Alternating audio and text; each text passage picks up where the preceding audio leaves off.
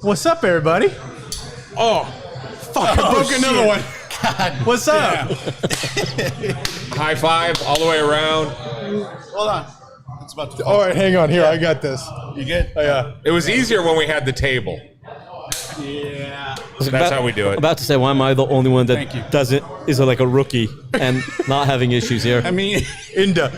Okay, so we are selling the Inda part of the industrial. I'm sorry I broke another one of your deals here. Ladies and gentlemen, boys and girls, thank you so much for joining us. This is Cigar Talk Live, where you beautiful people on that side of the lens get to spend time with these three beautiful people on this side of the lens. Tonight, we are smoking cigars, and I tell you what, I couldn't be more excited to have just an unguarded, beautiful conversation, to learn a lot. Adrian, I'm going to give you the honors of please welcoming our esteemed guest tonight. thank you. Because fucking so excited for this. Yes, definitely.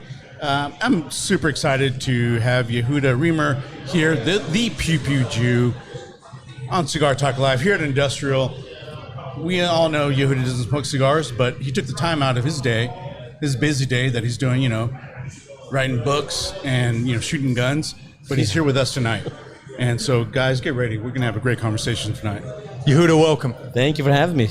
Will you do us a favor? Just take your life, all of your life, and then condense that into 90 seconds, and then just tell everyone your life in those 90.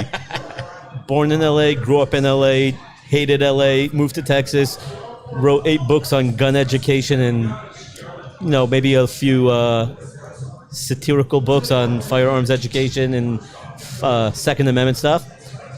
Bought a lot of guns, had 4 kids. Now I live in Texas. God bless America. We will most certainly be canceled by the end of the show, so make sure you hit that share button, comment, like, do all the social things, and make the algorithm happy before it absolutely shuts the show down. Do we need to refer to guns as unicorns and the Second Amendment as You know what? This is going to be worth it. aluminum I say- foil? You know what? I'm going to record it directly to the hard drive, so that way they can't cancel that, and we'll just get that We've stuff been out canceled before. a couple times. Imagine that. I would imagine you've been canceled a couple times. Yes, I have a few times rebuilt and just, gonna keep on doing what I'm doing until I can't do it anymore. Can we go to the obvious? Your handle is Pew Pew Jew, and it's very interesting because I was asking this question with Adrian in the back. He spoke about your history, and we'll talk about that. Yeah. But it was interesting for me to find out that the Jewish community is generally a no on firearms. Is that correct? I wouldn't say a blanket statement. You got to kind of break the Jewish world down into 3 groups, if you will. You have the Orthodox Judaism. You have conservative Jews who, again, not politically, but religiously conservative. And then you have Reformed. Now, it's not a blanket statement. Again, tends to be Reformed and conservative Jews in a lot of cases tend to be more liberal. Then Orthodox Jews tend to be more conservative politically. So in the Orthodox world, you have a lot of Jews who are pro-gun, pro-Second Amendment, but we just don't want to have anything to do with it. Then you'll have some of them who are gun owners who will go to the range and, not necessarily vocal about firearms ownership of the Second Amendment, but they're kind of closet gun owners, if you will. And then you have the very select few who are, who are outwardly vocal about the Second Amendment, firearms ownership, defending the 2A, making sure that, as my best-selling shirt says, people with ARs don't get in cattle cars. So, Yeah. That was exactly the point that I was making. Was you would think that the Jewish community, and of course now you've educated me already, but you would think that the Jewish community as a whole would be very staunch defenders of the Second Amendment because of the history of the Jewish religion. Yeah, I mean, it's interesting because this question alone is like a series of podcasts, not just one. Yeah. But in short, Jews in Europe, in the 1800s, 1700s, you had pogroms and you had a lot of different horrible things happened to Jews, and the problem is they were all put in these little ghettos. And if, let's say, a girl was raped or killed in the pogroms, well, then you would have, if the Jews retaliated, then the Cossacks or whoever did it would come back 100-fold. So over time, the Jews kind of just stuck their heads in the ground and said, hey, whatever happens, happens. We're just going to let it go. Then you have the flash forward to America, where in the early 1900s, you did have the Jews of America. Depending on where you lived, you would vote for a Republican governor and a Democratic mayor. This is early 1900s. It's not like politics we have today, really. Then you had, you had the New Deal. Then you had the Second New Deal. Then you had the Holocaust. And then after the Holocaust, all the Jews came to America without anything. Whatever was on their back, that's it. And all of a sudden, they come to America and they have the ability to have all these welfare programs. Who were the ones that passed the welfare programs was the Democratic Party. So now you have all these Jews becoming, I don't want to say subservient, but almost, that need to be on the Team Democrat, if you will. Mm-hmm. And oh, my bad. No, it's all good. I've never smoked anything tonight in my life, but hell, I'm about to smoke 39 years of cigar smoke. You're gonna feel great tomorrow. Yeah, my wife gonna come out. Sleep great. And so they come to America and they have all these welfare programs, and then they just became a Team Democrat, if you will. And over the years, they just stuck with the Democratic Party. And that came along with, hey, if you're, Democrats are like, hey, we don't like guns, we want to ban guns. Oh, we want to ban guns, says the Jew. So, again, there's a lot more to it than just that. That's kind of like a quick 1-2 punch history. But, it's sad. It's sad that not many Jews nowadays are vocal in defense of the Second Amendment. Huh. Well, with that, I think we should start the show. Cheers. Pops, my favorite thing now that the show is actually becoming a show is that you have no idea who you're sitting with every week for the past month and a half. He's had no idea who we're sitting with. No. And I like it that way. Yeah, it's been good. So what's your first kind of take at it?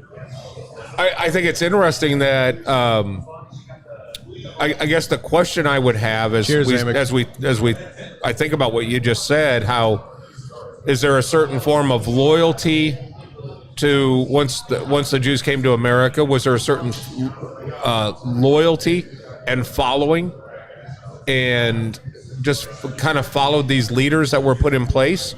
And then what does the community think about those like yourself that are pro Second Amendment, and maybe you lean on the right post instead of the left post, just making that, I don't want to make that assumption, but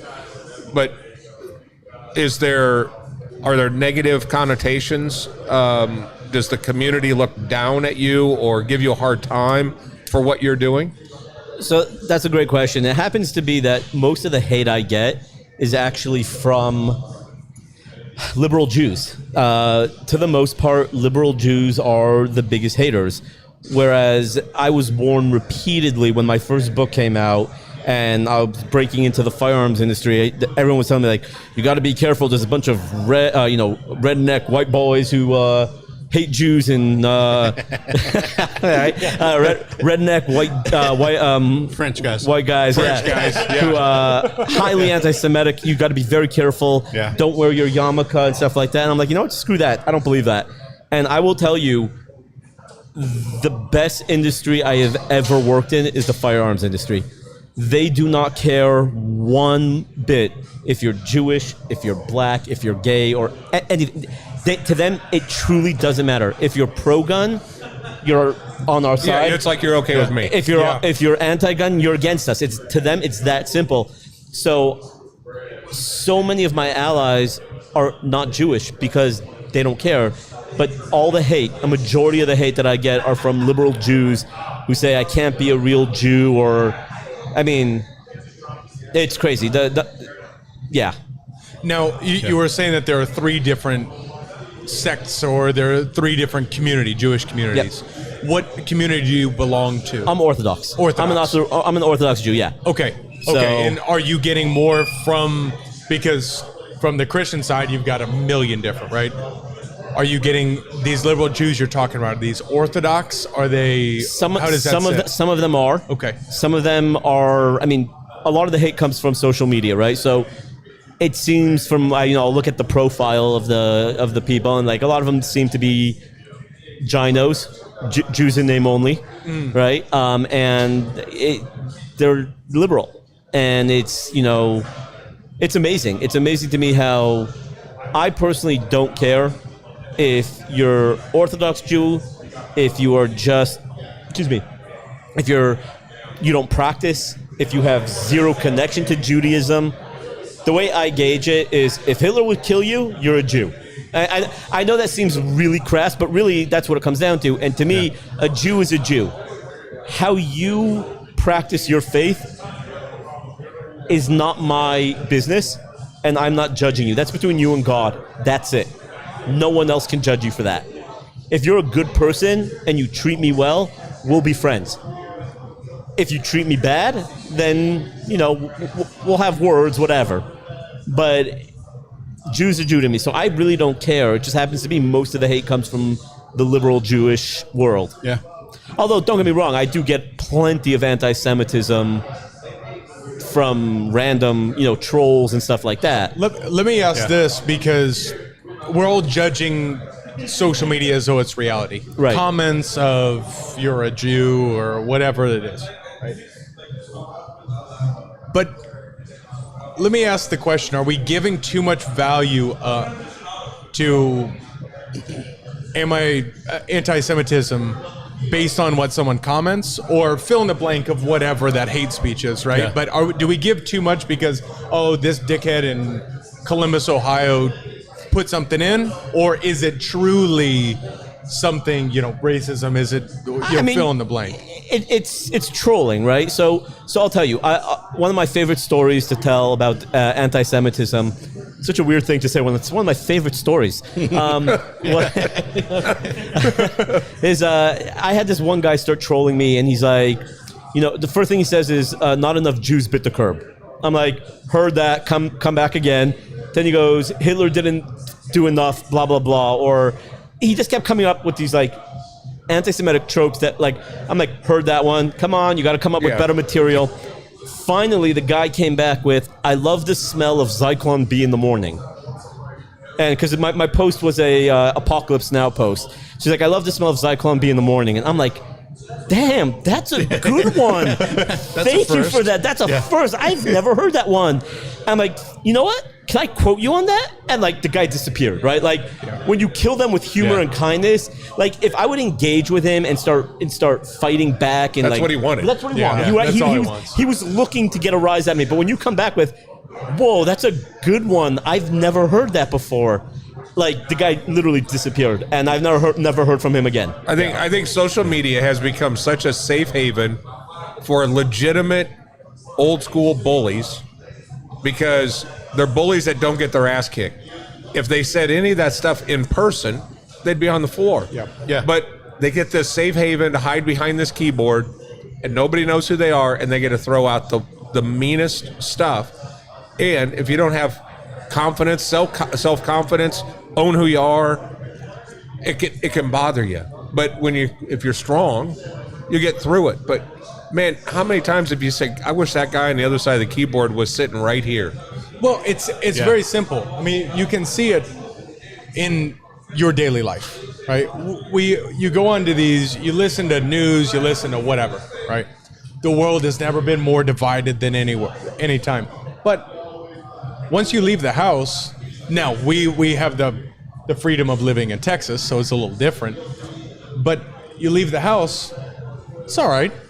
It's all right. You come into the lounge, and we've got a Frenchman, we've got a Jew, we've got a whatever you are, Mexican, and we've who gives a shit? At the end of the day, no, it doesn't matter, right? Exactly. I mean, the greater point, all joking aside, is people really don't care.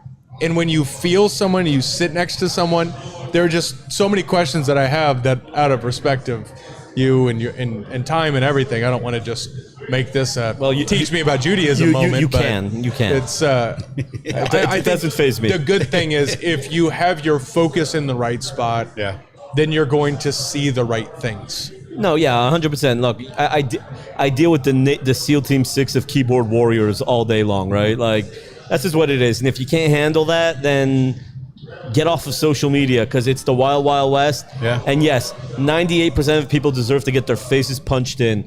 But honestly, I troll too, right? Like, don't get me wrong, right? Like, I'm literally, I'm blocked from, which I think I can technically sue if I really wanted to do it. But Eric Swalwell, you know, the congressman from California, he blocked me from his official account on Twitter, from his congressional account. Did I deserve it? Absolutely, I did. Absolutely. I was relentless. The amount of fang jokes and Chinese food and nuclear war, I mean, I absolutely deserved it. But I'm not going to sit there and cry about it because, like, yeah, it felt good to get him back for threatening nuclear war on American citizens who he disagreed with, and then him banging a Chinese spy while he was on the intelligence committee. Yeah, I'm gonna troll the hell out of him. It's funny how the guys that when you fire back with the truth, that pisses them off. Yeah. And that's when they go out and make the efforts to get you kicked off of their social media. This guy's actually speaking the truth. I don't want anyone else to know. Block. Yeah. All the time. Yeah. It's the world we live in, right? Yeah. So, But David Hogg will be blocking you here pretty soon. Hey, Versa, you see my post. Oh, I don't know. the You know time. David Hogg? No. Okay, so David Hogg you know was, him. yeah, you for sure know him, March Yes. for Our Life. And if there's anyone on the internet that deserves to get a punch to the face, he probably has the most punchable face. He does. But like, he is so vocal about banning guns and all this stuff, but he's smug and you just want to smack him. And I troll. I mean, I think in the last 2 days, 3 days, I think out of like 25 posts that I've posted on Instagram, I think like 24 of them are all me trolling him, you know, calling him out. And How often are you getting blocked? Because I'm 100% certain this show is not making it the full distance. I get blocked. So here's oh my God, you're getting my blood boiling. You don't recognize him? No, I don't know who that is. Don't Guys, I'm busy. I'm busy with shit. I don't have time for this. I'm blocked. Okay. Yeah, I'm blocked. I think one of my greatest blocks at the moment, besides Eric Swalwell, is PETA. They blocked me. Nice. Yeah, and did I deserve it? Yep.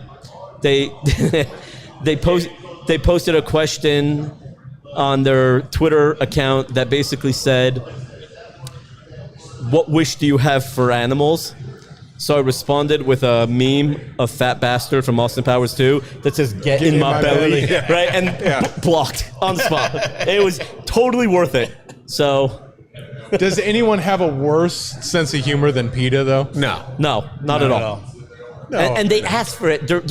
Their stuff, their questions, and they're just so dumb. Yeah. They're just, I mean, they're dumb as animals, right? I mean, like, that's really what, I don't know, but all I know is I wrote, "Get in my belly," and boom, blocked. It made my day. Yeah. So you said you have kids. I do. I have 4 kids. You have 4 kids.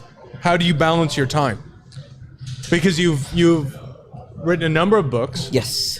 By the way, Pops, why don't you read? Pick up the bullet points. Just pick up any page in that book. It's the bullet points, reasons why America should embrace common sense gun laws.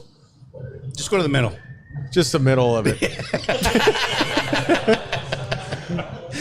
I went to public school, so I can read this. Yeah. You know who can't read it? AOC. Yeah. Oh, no. She sees things on the page. Yeah, that book is one of my greatest achievements. You know how you go through life and you think I should have thought of that, right? And then you're like, man, that's my I should have thought of that moment, and that's and you executed. I That's executed good it, for and you. that's mine, and it is awesome, and it pissed off and still pisses off all the right people. So Good. But how do you find that balance? You're trolling all day.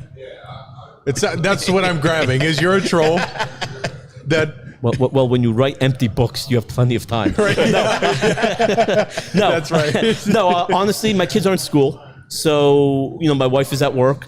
I have my baby with me at home, so I'm working full time at home with my baby. But thank God, I only have 6 more weeks of that, and then I'm free. But honestly, when my kids come home, if I still have like pressing things to do, I continue doing them. Otherwise, I'm trying to help with the homework. I help my wife with dinner. There's time and place for work, and then there's family time. And I try very hard to have as much family time as possible when my family's around. Yeah, that's this element of balance. Dave Wagner and I were speaking about it. And I think we speak about that. Yeah. If you ask your kids what does dad do, what would they answer? How would they answer that question? Play with guns. With guns. Nice. Play with guns and write books. So luckily, the art teacher in my kids' school, that my kids go to Orthodox private school, Jewish day school, and luckily the art teacher knows who I am and knows what I do for a living. And on top of that, every year at the beginning of the year, if it's a new teacher, I always have to sit down with the teacher and say, okay, this is what I do for a living. So if my kid draws a picture of someone shooting a gun, it's him at the range. It's not him shooting up a school. Yeah. And the teacher's like, okay, well, thank you very much, because that actually That happened. yes. Sorry, not the Hebrew teacher. The art teacher texted me a picture of it looks like a kid with a gun and says Pew Pew Pew, and there's a target and this whole thing, and she takes a picture. She goes, if it was anyone else, I would be calling the cops right now. Exactly. But I asked your son what he drew. He's like, oh, my dad took me to the range yesterday, and it was settled. Yeah. So, my kids know what I do. My kids are very well versed with firearm safety and responsibility. So, I'm very secure with the firearms in the home that we have. And, when they want to go shooting, I take them. My daughter is not the biggest fan. She actually likes archery more. So I'm okay with her being Robin Hood. And she's good at it too. Yeah, she is good. Yeah, she's pretty good at it. Yeah. She needs to build a little strength. She's only 11, but she's good at it. She likes it. And my 6-year-old, I'm debating if he will ever touch a gun in his life because he's a psychopath. I love him. Don't get me wrong. Kid. He's No, a super sweet kid. Yeah. But he is like the itty bitty Energizer bunny from hell. Like, the kid does not have an off button, like 0 off button. He will go full speed. And even when he's in bed, he's still going full speed until the second he's like, okay, it's bedtime. And within 30 seconds, gone, out. So him, I don't know. Nah, when he turns 8 years old, I'm going to, introduce him like I did with all my other kids. For those people who are parents who are out there, I think that element of gun safety is incredibly important. Yes. What is your approach with your kids? So I wrote my first book, came out 6 years ago, but it took me 5.5 years to get published. So it was a grueling journey. But, I kept pushing it, and I got the dream made by not giving up. And the gun safety in my house is, I carry it with me everywhere I go, whether it's in the home, outside the home. As I joke, right? It's my American Express. I never leave home without it. And my kids know. And I've got some pretty cool guns. I got, rifles, pistols, all sorts. I mean, hell, I even have a Nazi gun that I bought. What the? Yeah, I have a Walther P38 with Nazi insignia that I got for shockingly cheap compared to what I could sell for. And I have that. And my kids are always like, can we see the gun? And I never say no. I'll go to the safe, take it out, show them, take the magazine out, show them that there's nothing in the chamber, clear the gun completely, make sure that they see that it's clear. And then they said, can we hold it now? And I show them, and they double check to make sure there's no rounds in the chamber, or it's not loaded at all. And then from there, they might point it at the roof, or at the ceiling. I'm sorry, my wife always yells at me, it's not a roof, it's ceiling. So, they'll point it at the ceiling and aim and stuff like that. But their finger's always off the trigger. They know not to point it at anything they're not willing to destroy. So That's my 13-year-old and my 11-year-old. My 6-year-old is at the point where I let him touch the gun, same process, but he hasn't gone shooting yet. But you know, it's always great because like he even runs around with a Nerf gun, and like he'll have friends over, and he's like, "Take your finger off the trigger," to his friend. He goes, "I know we're shooting each other, but take your finger off the trigger." And it's great, and it's really cute to see. But you know, the way I see it is, the majority of people have a set of cooking knives on the counter, right? Most people do. Yeah. We don't have kids stabbing each other, even though it's readily available. Why? Because from a young age, you're telling your kid, hey, here's a knife, it is super sharp, mommy and daddy are gonna cut your food for you. But then maybe when they get 5 years old, maybe 4 years old even, you might give them like a butter knife, right? Just to make them feel like a big boy, big girl, something like that. But eventually, they're gonna get to a point where you can give them a freaking steak knife and you know that they know what to do with it. Yeah. Right? And the reason is because from a very young age, you are training them, you are nurturing them to the point where you will feel safe with them.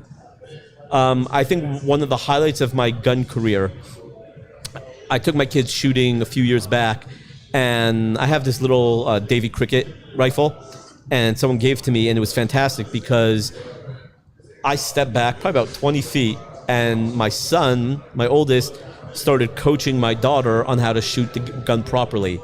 And he was I know some people will jump on me for this. He was not perfect, but his protocols, his safety protocols, do this, do that, aim this way, it was pretty good. And I kind of let him have his moment, and I stepped back. And for me, as a parent, I'm like, right there, you know? If, God forbid, my kids are ever in a situation where they are confronted with a gun at either somebody's home or they're at the park and they find a gun, my 13-year-old son will know how to take the magazine out, eject, to check to see if there's a round in the chamber, eject it, put a external safety on if there is one, lock it back in battery so the slides lock back, and go to the nearest adult, which nowadays I don't know if that's the smartest idea because most adults are idiots, you know, and or at least not gun savvy, and you know, he will know what to do, and to me that's a huge win. So yeah, just that safety element. And it's interesting, Pops. We're not from, I mean, you had a gun in the house, but it was just a shotgun that's set up there that I don't know if you ever had shells for it. Is it weird for you? Because it is for me to see the level of gun fanaticism. You know, and I don't mean that as a disparaging term. I just mean it's so unique when we get down here. That to me is so much different. I have them, I love them, I believe in them. It's an integral part of freedom and the American experience. But is it weird for you to see, like, we have one of our closest friends in the world who his business is cigars and guns. Is that different for you to see it? Well, getting to Texas, I think back to 48 years in Omaha, I don't know if anyone ever talked about guns that I hung out with. Never Aside talked from about hunting, it. A lot of guys hunted, right? But there was, you know, a lot of it was birds, so it was always shotguns and things like that. But it was just never really a part of the culture. But on the flip side, I mean, we have a storage garage with 14 vintage motocross bikes in it. That's our passion. That's our history. That's what we love to do. And I think if people grew up with guns that became their passion, you know, fill up the closet.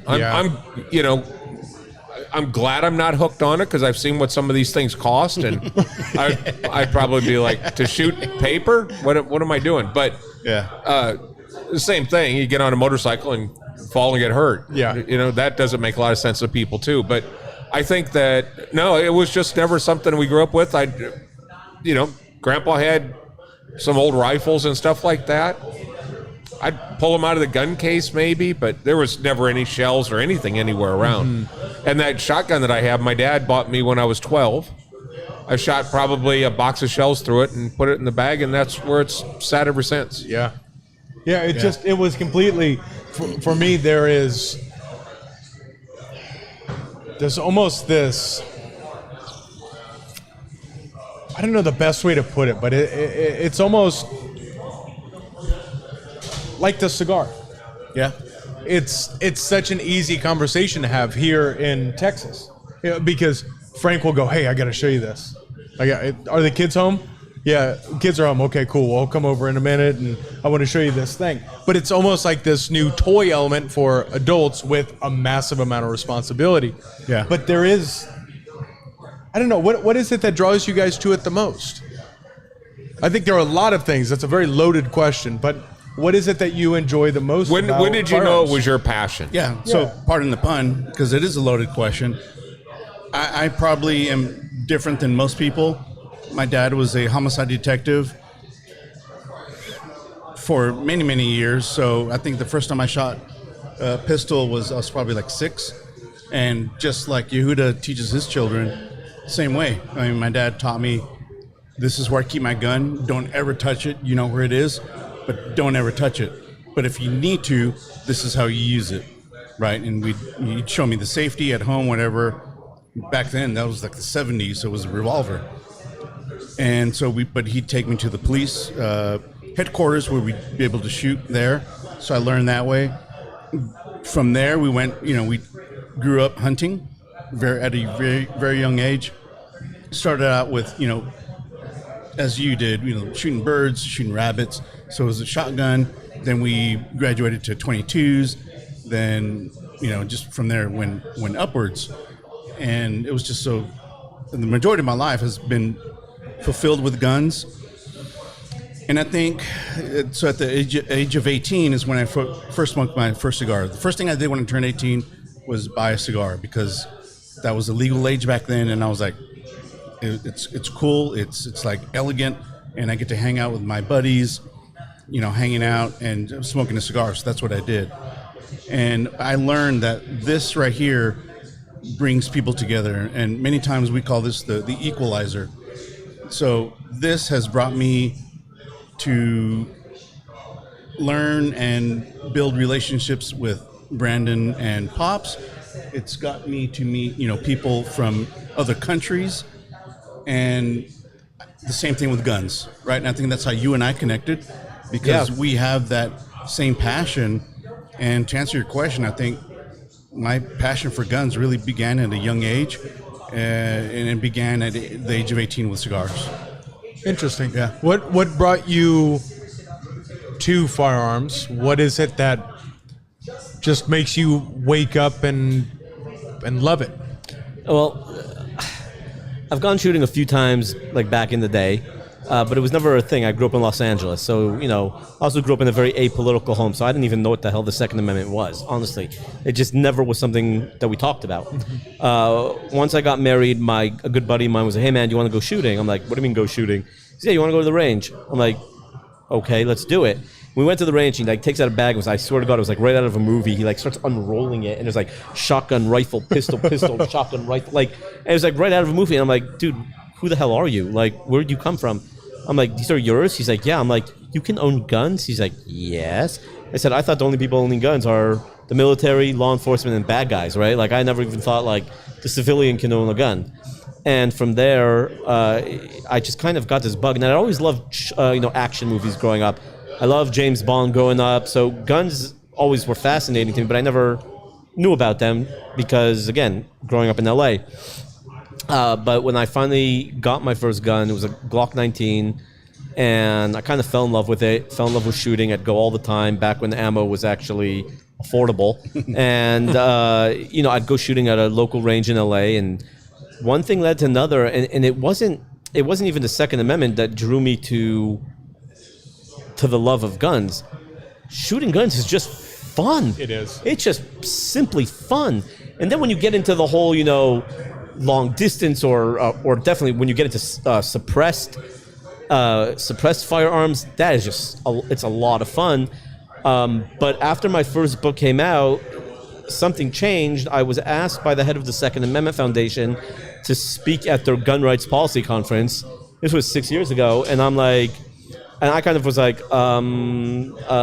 okay, sure. And I'm like, gun rights policy conference, right? how many gun rights people are there probably in America? Like 20. So I was expecting like maybe 50 people at this conference. And I'm like, so how many people am I going to be speaking in front of? He's like, oh, I don't know, 400, 500. I'm like, excuse me? And I came home that day and my face was white. And my wife was like, are you okay? I'm like, nope, I think I screwed up. And, you know, I made a commitment, so I went through with it. But all of a sudden, my love of firearms went from something that was just super fun to becoming a so-called expert, if you will, on gun safety. I'm like, I wrote a children's book. I'm definitely not a gun safety expert, but I started being booked on podcasts and radio shows and stuff like that. And before I knew it, I'm like, holy crap, the Second Amendment's really important. And since then, it just became a passion. You know, like I said earlier, right? People with ARs don't get in cattle cars. And I started really internalizing the Second Amendment to the point where I'm like, I love America. I love the freedoms that we hold in America. I will not let what happened in Europe happen in America. And that kind of propelled me into becoming a Second Amendment activist, writing more books, launching my brand, and speaking publicly and vocally and, you know, calling people like David Hogg out on a constant basis. Mm-hmm. Yeah, I think it is. I think it's important, especially as you start connecting with people from other cultures. And having Kevin, it goes to the fun of shooting. Because when you do something truly engaging that hits something in your DNA, that drive home is just something unique. And the last time we went to Range Day, when I brought Kevin out, a friend of mine, Kevin Ochoa, is from Mexico, and he's from Sinaloa, so he's from hot spot of cartel danger of anywhere. And we had this really interesting conversation on the drive back, which is how much different would Mexico be if the citizens could have firearms? And he said it would be a beautiful country and I wouldn't be living here. And you think about the power of it is it's very messy, it's very dangerous if not done responsibly and correctly and right, you know, from a young early age, or at least if you start at an older age, to get into it the right way, right, with the right people. And for those people who maybe are on the outside fringe, I'm sure we don't have many of those people. I'm sure everyone watching has probably 15 firearms, but what is it that what is that little bit of evidence or a little bit of advice that you would pass along to the people who are just getting into it, maybe haven't shot a gun yet? Yeah. What would you say to them? Get out to the range. Get training. Right, I think we're big proponents on training. We're big proponents of the 2A in general, but when people buy guns from me, it's like, look, here's 3 names of people who do excellent training. Please call them.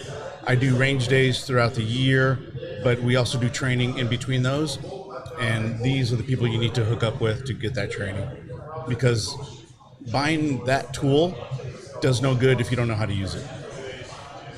Simple. So when there was this threat of, when the government was talking, no guns, no assault rifles, no this, no that, you had politicians that were running on the fact that they were going to take away guns, and all of a sudden every gun is bought at retail. I mean, if it's shot, it was bought. All the ammo was bought up. Yeah. And there was this craze.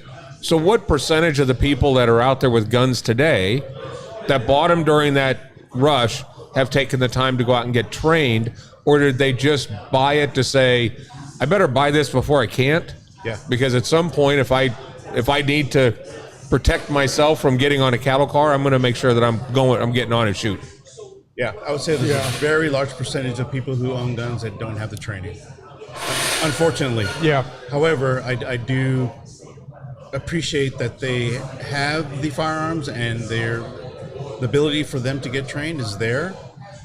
I have to say that I got into the business after that, but I would say 95% of my clients are gun owners and responsible gun owners and know exactly what they're buying. I'm kind of niche in that, so people that come to me know what they want. Where do you think the middle ground is between this massive gap that we have on the sides?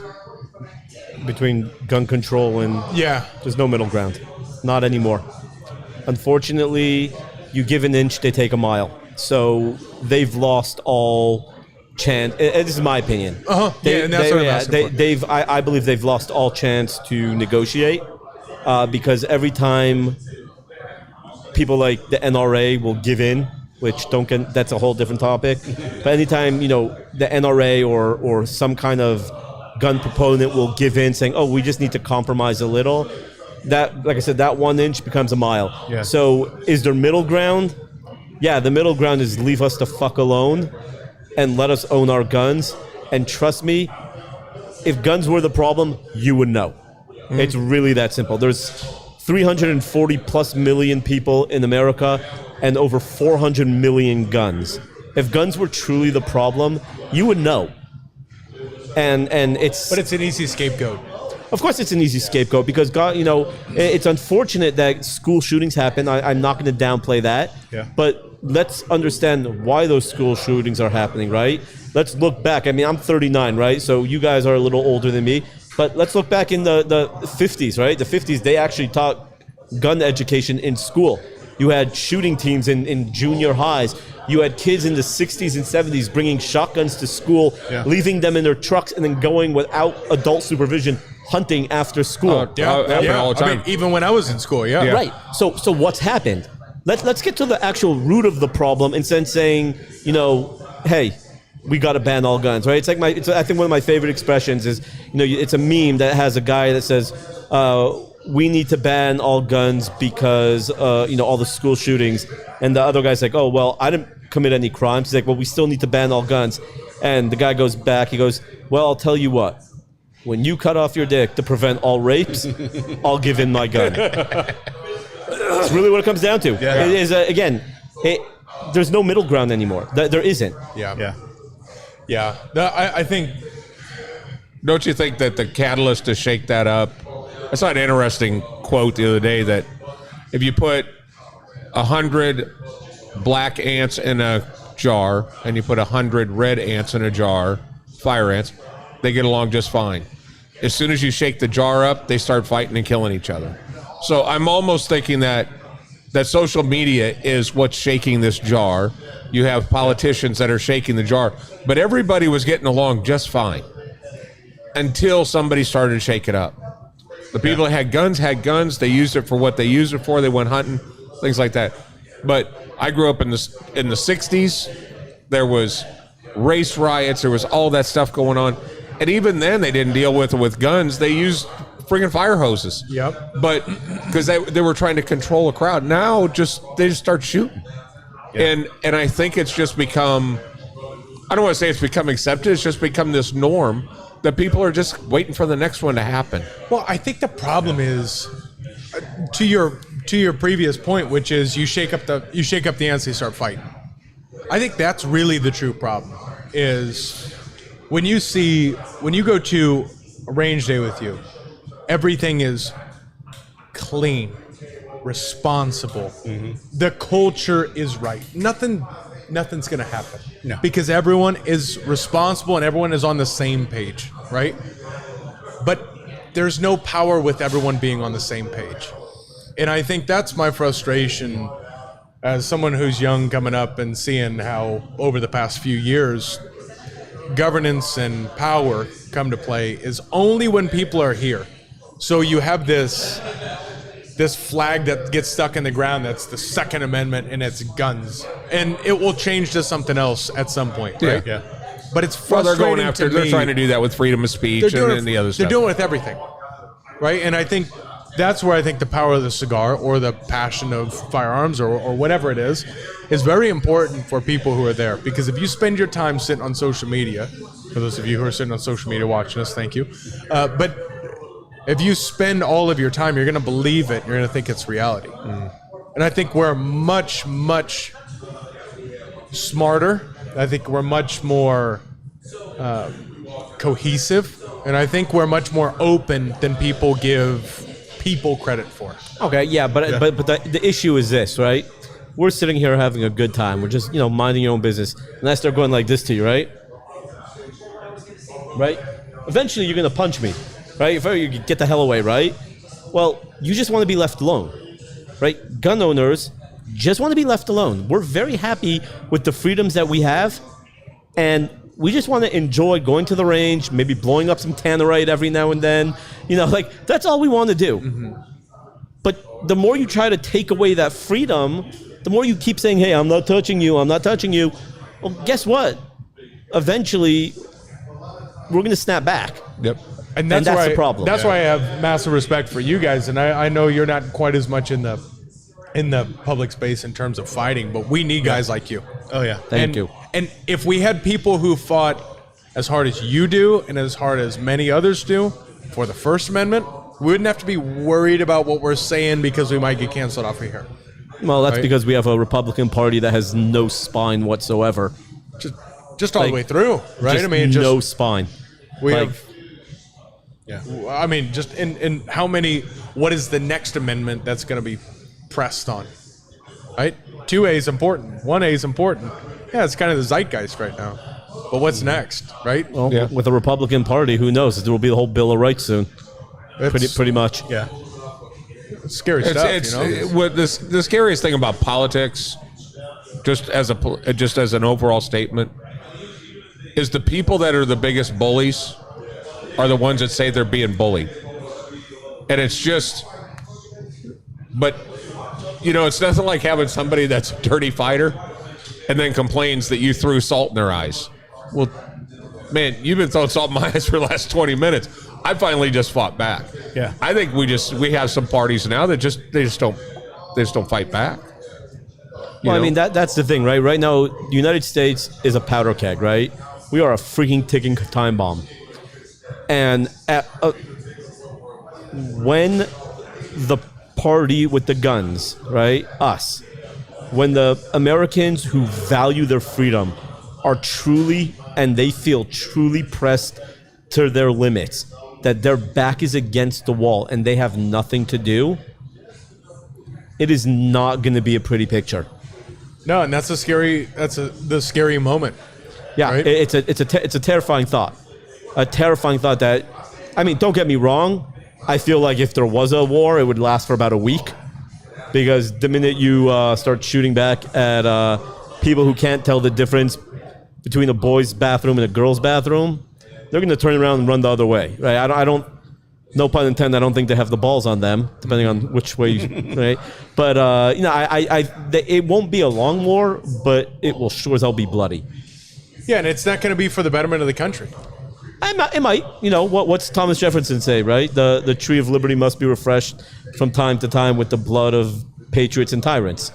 It will definitely better the country, but it'll be a bloody cost. Because again, we just want to be left alone, right? Because one person does something bad doesn't mean everyone else should get punished for it. Right? Let's get to the root problem. You want to really fix the gun epidemic, which is not even a gun epidemic. A gun is just a tool. The person epidemic who are just like going and doing these shootings. Let's get to the root of the problem. The real root. What do you think that is? Lack of a nuclear family. You have so many people growing up in a one-parent household, and there's not enough devotion and concentration on the child. I mean, there's also other issues, right? Like when you have a media and you have doctors saying, "Oh, you're 4 years old and you put on a dress. Oh, you want to be a girl." Yeah. And then they start pushing that crap. I mean, I remember my 6-year-old when he was 3. He had a at the time my daughter was 7, and my daughter was like the Disney princess, right? He'd come down wearing Disney princess dresses and tiaras. My son's fingernails are painted right now. And you know what? My wife and I said nothing. Why? Because it wasn't a phase. He was doing what his older sister was telling him to do. Yeah. He didn't. Now I turned to him. Was it yesterday? A couple days ago, we had some friends over. We were talking about this, and I said, "Hey, bud, let me ask you something. Would you ever put on a dress?" He looks at me. 6 and a half. He'll be 7 in less than a month. He looks at me. He goes, "Ew, gross." No, he's all boy. He's all boy. It's because my wife and I are normal. Like, yeah, it happens. It happens that my daughter was doing his nails and stuff like that. Should we have stopped it? No, because my daughter was being a girl. She was using her little brother as a doll. Yeah. And that's it. End of story. And you get to the root of that problem, then people will, right? Like the last shooter, right? She, and I say that she believes that she was a boy. Sorry, that's mental illness. There's something off there. Yeah. And when you have a shrink or a other type of doctor that's pushing that doctor should be 100% held accountable, as should the parents. Yeah. I think the value of a solid family is wildly undervalued right now. Yeah. That's definitely the root, for sure, I would say, yeah. It's a massive root, right? Yeah, there could be other things. There are other mental illnesses that are happening that may not stem from the family, but could also be mitigated with a successful family. Yeah, absolutely. Right? A nuclear family 100%. Is so important. Because just look at Nathan, right? Let's look at Nate. My younger brother, the youngest brother of our family, had RSV when he was 3, stopped breathing, oxygen deprivation, had to go. He had a very special life, a very difficult life. But had you not been there, had Begley not been there, he still goes through challenges today. And it's, well, fuck, these guys don't, they're not including me, whatever. Our conversation yesterday for 7 hours. But without that family, without that positive affirmation, without the tough love, without the support, that person fills in the gaps and creates their own reality and their own truth. Right. And then we all feel that, right? If you think somebody's lying to you, automatically, well, maybe this is me just making a judgment. You think someone's lying, it's truth. They're lying to me. They're full of shit. They're a terrible person. But maybe you could have just asked a question before and figured it out. I'm with you. I think the value of the family is unbelievably valuable. And if you look, that's one of the very big differences between the 50s, 60s, and 70s versus today. I mean, you could even say 80s. Let's just say that, the idea of the mass shooting started in 98 with Columbine. Yeah. Right? So let's just say that's where it started, right? Even though you might have had a few beforehand, but that's really where it started. Well, okay, 50s, 60s, 70s, 80s, and most of the 90s, you still had a nuclear family. That was still a positive thing. Now it's like, oh, well, I have 2 dads. Oh, I have 2 moms.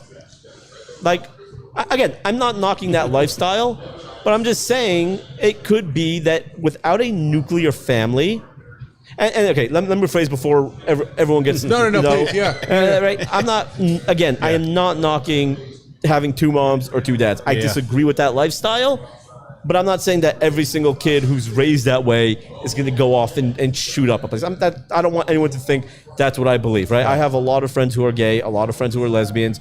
The head of the Pink Pistols, right? Operation Blazing Sword, the biggest transgender Second Amendment organization. I have friends in there, right? However, the nuclear family is the one thing that's changed between then and now. Is now you have all these mothers who are like, I don't need a man, I can be a single mom. I think that's an issue. I'm not saying that they can't do it, but I think having a male figure in your life, a father, whether it's an uncle, whether it's an actual father, it doesn't make a difference. It doesn't have to be a husband or a father, right? To have a solidly male influence in your life for a child is very important. A boy will emulate his father, and if you are a good person, that's who your son will be.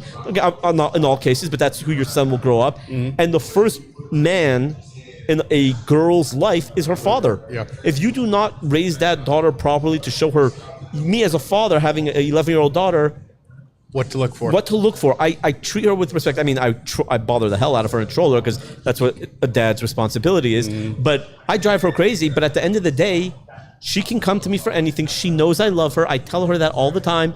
I take her on dates, just the 2 of us. She knows what a man is supposed to do for a girl. And I'm hoping that by the time she starts dating, that she will look for that quality in whoever she will marry. Yep. If not, I'll kick his ass. But that's a different point. I got you. But what do you think? Yeah. Because it's interesting. You grew up for a good chunk of your childhood without a dad. How do you think your life would have been different if Duke didn't come in? If Grandpa Mike wasn't? Well, but he was around when I was like 5. Oh, okay. So it was that early. Yeah. So it wasn't that much time. No. Then. Okay. No, but no, I think parents' responsibility is to put guardrails up on both sides of the road for as long as you're a parent, and it is. And if one side of the road doesn't have a guardrail on it, then it's easy to get off track.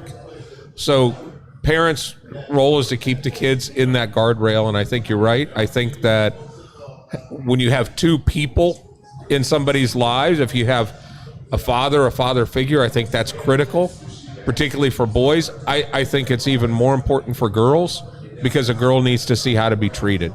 Yeah. And I think that there's a lot of households that have a single mother in it. That's a challenge, but they may get an opportunity to see 4 or 5 bad boyfriends come through that treat their mom terrible, and all of a sudden she made it through, so this guy's treating me bad. I guess I'll make it through too. You're And they supposed to yell in a relationship. Yeah, you're supposed to yell to at each other.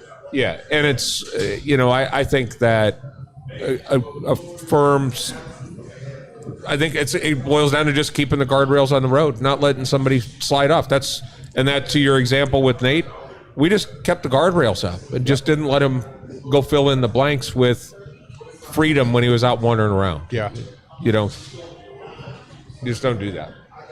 Yeah, it's a heavy job as a parent, sure. right? Yeah. I want to say we have a myriad of comments coming in. Typically, we address the comments, but I think this conversation is just so good.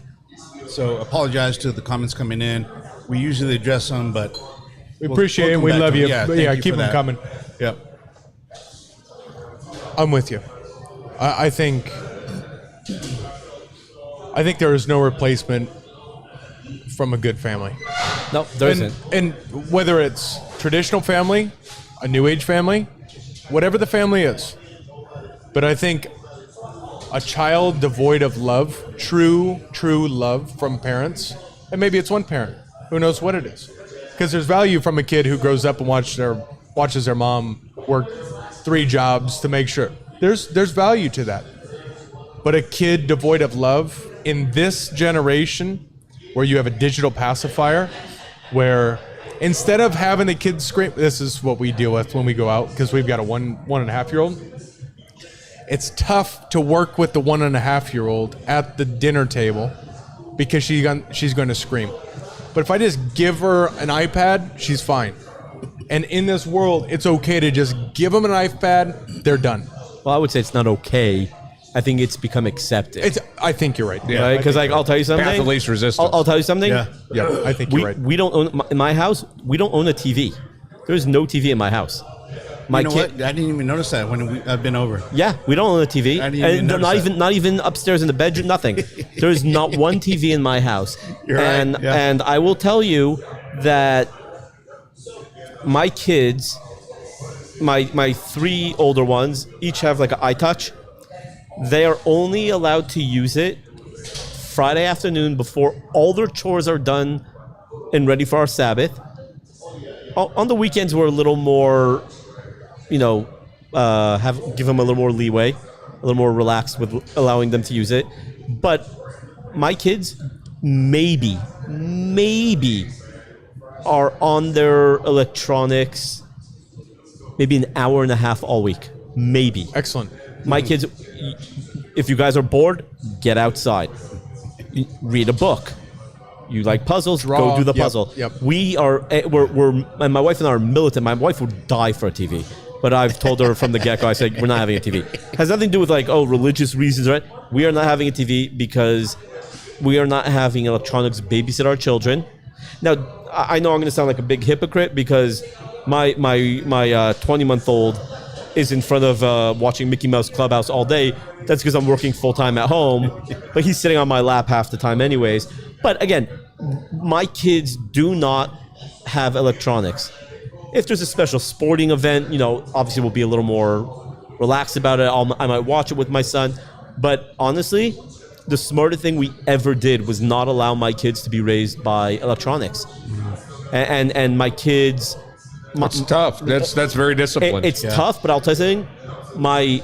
My daughter, the little jingles that she writes, right? She makes up her own music. I mean, she's not musical, but she'll write up her own music in a dance sequence with it. She is ridiculously talented. Like I told her, I said, if you ever want to like write little, 30-second jingles for Commercials of it, you'll make a killing doing that. Great. Yeah. But she's also 11 years old. She loves babies, and she is a mother's helper to a lot of families in the community, and she gets paid. She used to have babies like every other day, right? So like, we have so many, right? So she will go to people's houses as the wives are, Thursday evenings are cooking for the Sabbath for Friday night, and my daughter will sit there and play with their 20-month-old for 2-3 hours. She gets paid for it, and she's phenomenal to the point where she's like, I want to be a nurse when I grow up. The ones that are in the nursery after a woman has a baby. Yeah. She says, I want to be in the nursery and hanging out with the babies. I said, let me tell you something. You can make great money doing that, and it's a fantastic job. And it's a very rewarding job. And I said, admirable. Sure, Very, and she's 11. Now, again, will her mind change 1,000 times by the time she needs a job? Most probably. However. But you're supporting in something. Right, but I'm sorry. But like, if she was sitting there with electronics all day and not us forcing her to play with her brother, her baby brother, she never would. Her mind would just be melting. There's value because Alessia said this yesterday. Was it yesterday? Maybe it was a couple of days ago. My daughter's name is Alessia. She's 6. Greatest thing on the planet. But she came up to me the other day and she said, I'm bored. And I said, accept it and enjoy it. Find something to do in the house. Yeah. You have toys. You have paint. You have drawing. You have books. You have Mario Kart. She's got a little go-kart. Go find something and just find something you want to do. Be bored, because people aren't allowed to be bored anymore. You remember sitting around when you were a kid just being bored? Dude, I'm laughing because when our kids growing up, and they're adults now, but even to this day, we have this saying, like if our kids ever said we're bored, because my parents told me this same phrase. If my kids ever said, I'm bored, Kathleen and I use this phrase, say, play with your nalgas. Play with your nalgas. And that's in Spanish means play with your butt. Because if you're bored, find something to do. I might have to use that on my kids. Yeah. Do it. Nalgas. Yeah. Nalgas. Juega con tus nalgas. Yeah, that's... I mean, I'll tell you, like my oldest one, a lot of times, for a while, my wife and I kind of let our guard down, and he was watching sports every single night. And his attitude was changing. He was becoming very disrespectful. My wife and I sat down together, and we said, she's like, why is he acting like this? He's never been like this. I said, it's because we let him be on his iTouch all night watching sports. I said, cut it off. She's like, really? I'm like, 100% you'll see a change. Yeah. Within 2 weeks, he was back to himself. However, those 2 weeks were pure hell because he's sitting around. He goes, I'm bored. I'm like, I don't care. Find something to do. I said, you're 13. Figure it out. Yeah. He's like, no. Can I just check the scores? I'm like, no. I said, you know what? Not going to make a difference in your life. I said, I'm happy that you enjoy sports and you'll be able to watch games, but it's not going to make a difference in your life. I said, you like reading? Go get a book. He said, well, I've read everything. I said, I'm an author and I have a big, huge bookshelf of all these books. Go pick a book. He goes, but they're big books. I'm like, your point? So good. So a book that normally takes you 2 weeks to read your level, try something a little harder. But it has big words in it. I said, there's a dictionary. Because I can't look up every single word. I'm like, then you're going to be bored.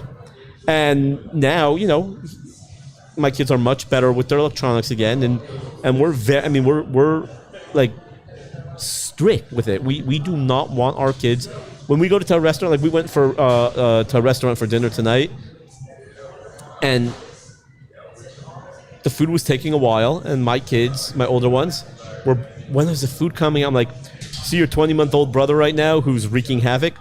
Run around with him and watch him. No. I'm like, then shut up and wait for your food to come. Yep. It's that simple. You can either sit down and talk to each other, or you guys can go chase after your brother. Yeah. But what we're talking about is good parenting, right? because there was a day last week, my son Elias, who's 3, I picked him up from school. He said he was having trouble listening today. So Elias did nothing all day. He didn't get his way. He got nothing. That was it. And when we went back today, it was a week process, like you talked about. It's 2 weeks for them to wean them off of the electronics. I asked him today, how's Elias? Oh, he's great. He's doing good.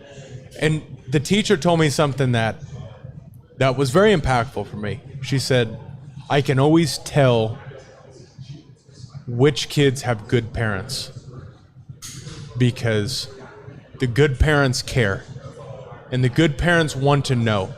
And I told them what you told me. I said, he can learn at his own path to read, colors, do the whole thing. I'm not worried about any of that. But does he say please and thank you? Yep. And is he respectful and does he help you? Yes, he's great. The rest will come and he'll find what his passion is. But for me, it's most important that he's respectful to you and to the people he's with. Well, and they understand that. And I think the world understands that. Well, I'll tell you, one of my daughter's teachers this year, I really hope no one from the school is watching, which I'm probably not because of what I do for a living. I don't think they care to follow me. But she has a teacher this year who came up to my wife and said, I think you need to get your daughter checked for ADHD. And my wife is like, this is the first? Why do you think that?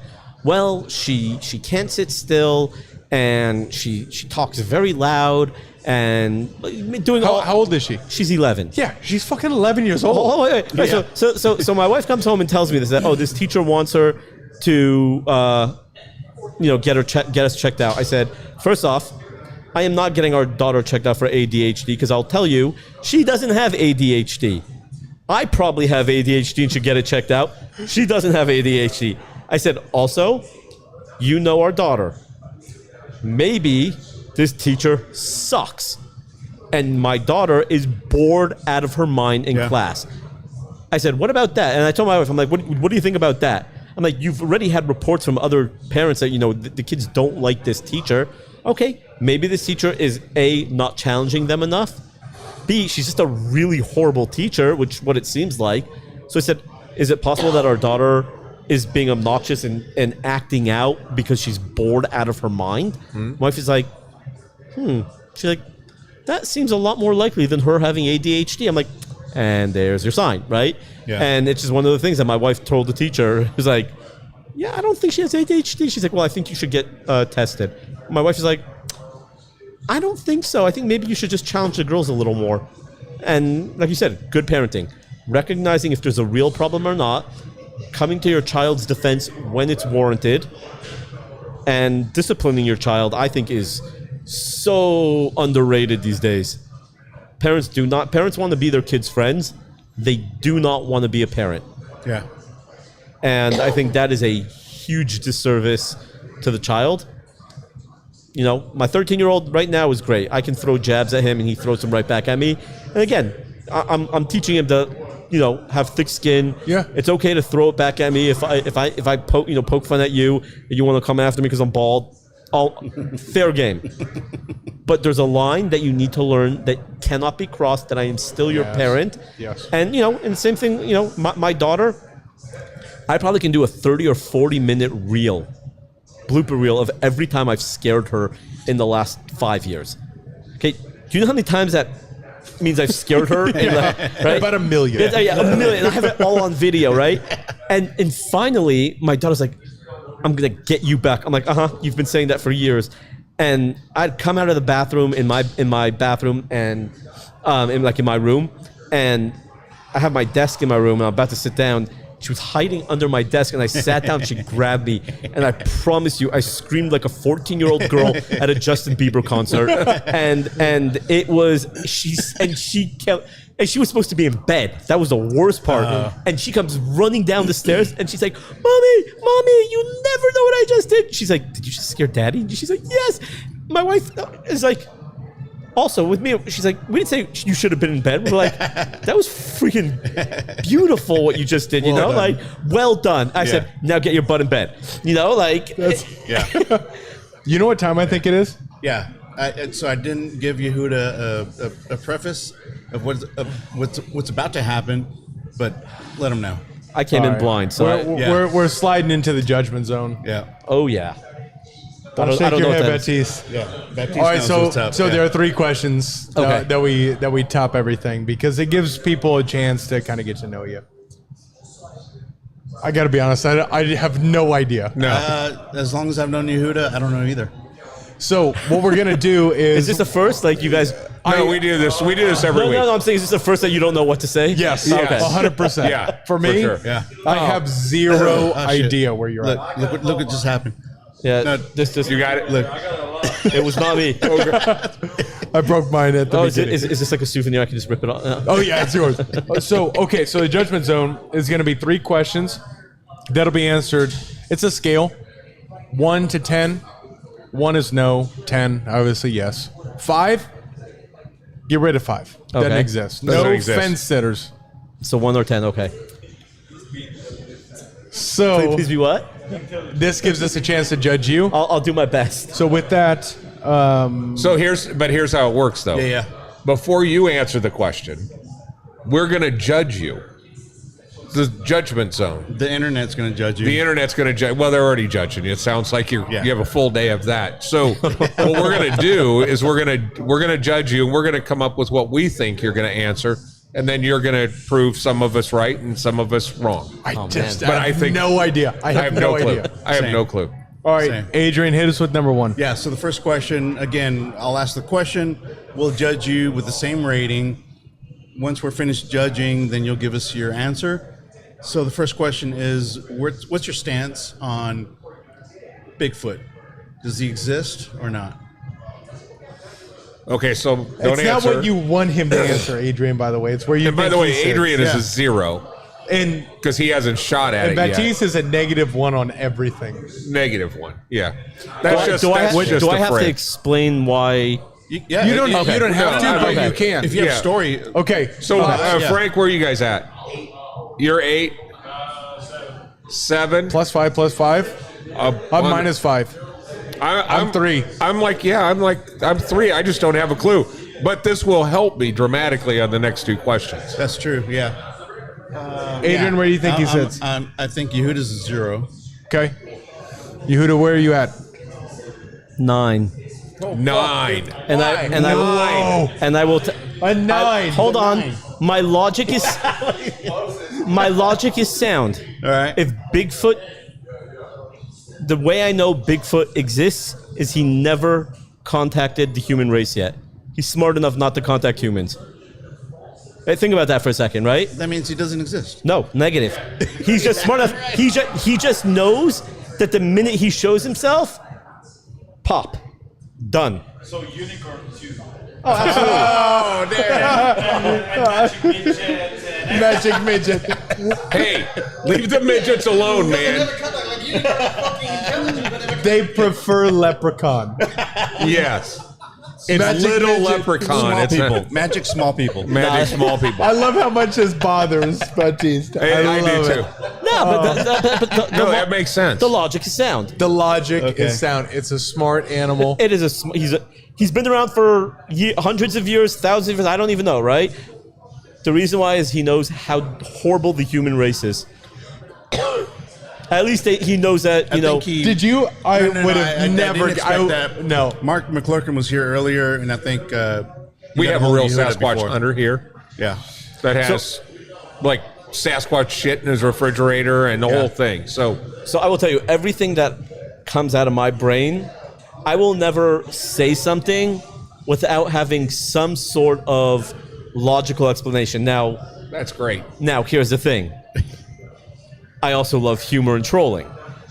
So, like, Don't back up now. no, I'm not backing out, right? I believe it, right? Right? And really, I got that notion. What changed my mind is I'm a diehard Calvin and Hobbes fan. Oh, Huge nice. Calvin and Hobbes, right? All right. Diehard, and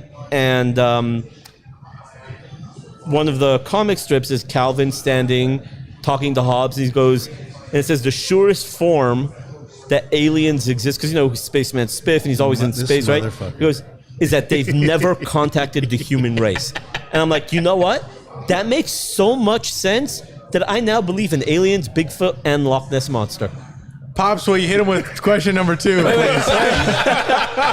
Baptiste's like sitting there, he's like, screw that, I'm deleting his number from my phone. Okay, so Yeah. All right, go with number 2 quick. Just keep it on this. Go on the second part of it.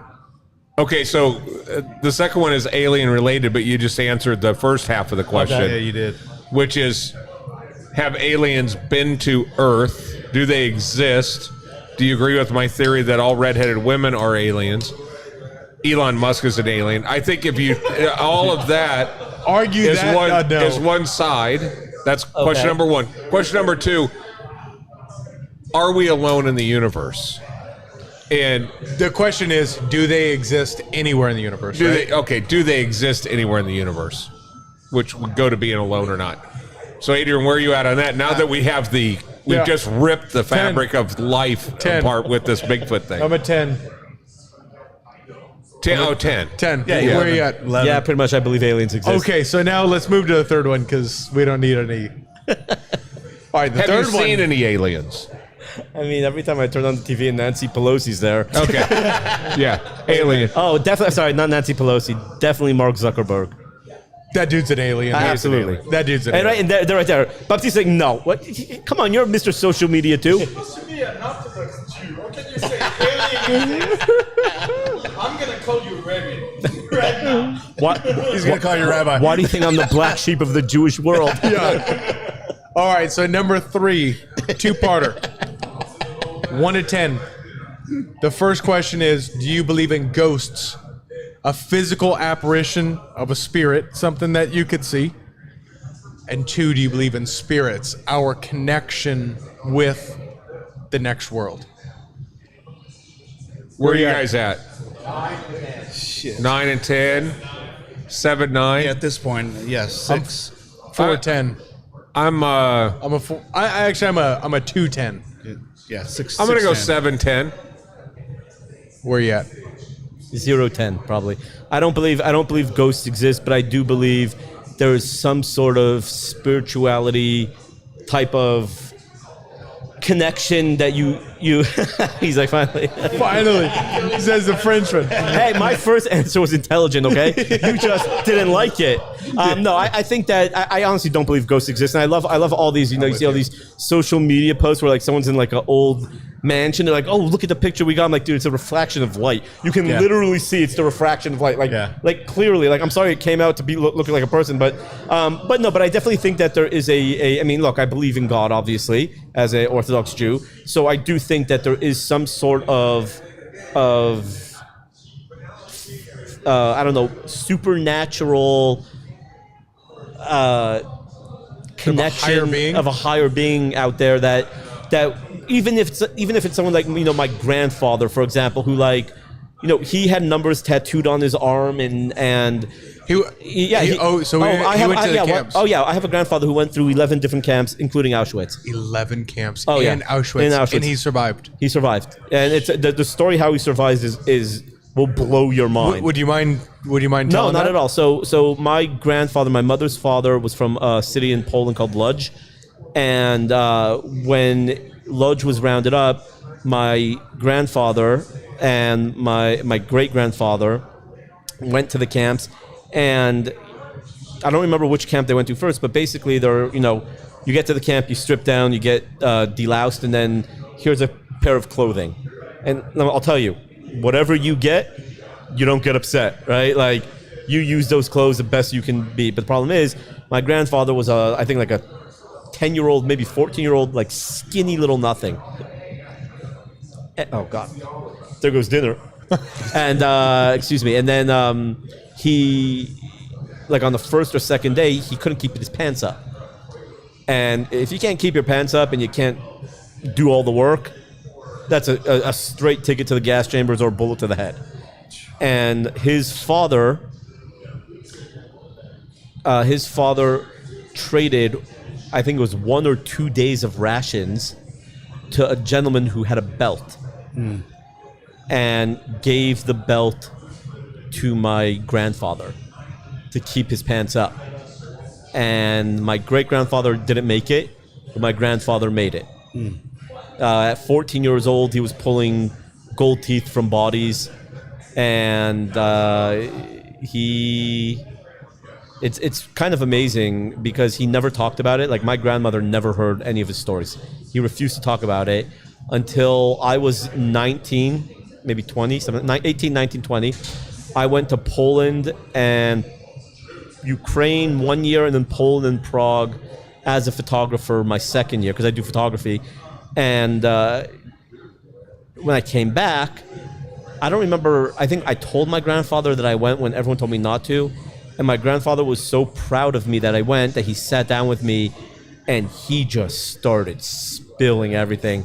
And like 5-6 feet behind me was my mom and my grandmother, and they're bawling their eyes out, but they're like trying to keep the sound in because they don't want my grandfather to know that they're listening. And I'm sitting there, I'm like 20 years old. I'm like, right, I just came back from, Auschwitz, and all of a sudden I'm like, okay, now I'm really depressed as my grandfather's just telling me all these stories. And my grandmother came to me afterwards, gave me a huge hug, and said in the 60 years that they've been married, she had never heard any of those stories before. And that's how he survived. He made his way to America after the war, and then in the 50s, I think he must have been like 23, something like that. He ended up joining the U.S. Air Force. Worked on something dealing with the MiG. I don't even know what it was. And then lived his life. And he passed away about 8-9 years ago. But I'm 39, so I knew him my whole life, really. Yeah. I had that opportunity. Wow. And his wife, my grandmother, just passed away 4 months ago. And yeah, it's pretty crazy. Wow, incredible. So like I said, right, like he was a big photographer. Like, he loved photography, so I have that kind of gene from him. So like, back to your question, like, no, I don't believe in ghosts, but I definitely like have this, like, when I'm taking photos, it's a weird, I sometimes I get this really weird feeling. And again, I don't know if it's made up in my mind, which it very possibly is, right? Like, that I'm just thinking about it. But like, when I take that one, like, there are times I know I'll take photos, family photos, whatever. I'm like, all right, they're nice photos, but then like every now and then I'll take that one photo that as soon as I take it, even without the editing done, I know that that's going to be like one of my really good ones. And like, the minute I start editing and stuff like that, I'm like, wow, I don't know, Grandpa must have been somewhat, like, it was a weird feeling. Like, it's weird. But so I definitely said 0 to 10. I definitely think that there is something out there, an inherent supernatural feeling that we might have a connection with someone. But I do not believe in ghosts. Yep. I'm with you. Wow. Yehuda, thank you so much for being here. Absolutely. Really. Thank you for having me. Appreciate it. Really enjoy the conversation. Let's finish off on the somber note, talking about the Holocaust. No, it's truly impactful. No, but thank you for being here. Thank you, everyone, for joining us. Yeah. This is Cigar Talk Live. You're not getting it anywhere else. No. So, cheers. So you're gonna be gone next week? I'm gone next week. Gone next week? But we will be here next Tuesday night, Cigar Talk Live. Of course, we'll jump in on Saturday. I'm going to need your help, Adrian. Are you going to be here? Saturday I'll be here, but next week I will not. Okay. Solo mission. Artists, Solo mission next week. I'll solo mission it. And Biz, we got you. Yeah. Garrett. Oh, you got Gavin. Yeah, we got people we can Evan. throw up here. Oh yeah, we got a good one. Yeah. So with that, cheers. Thank you so much. Peace, love, and chicken grease to all you. Later, guys. Thank you, guys. Yehuda. Appreciate it.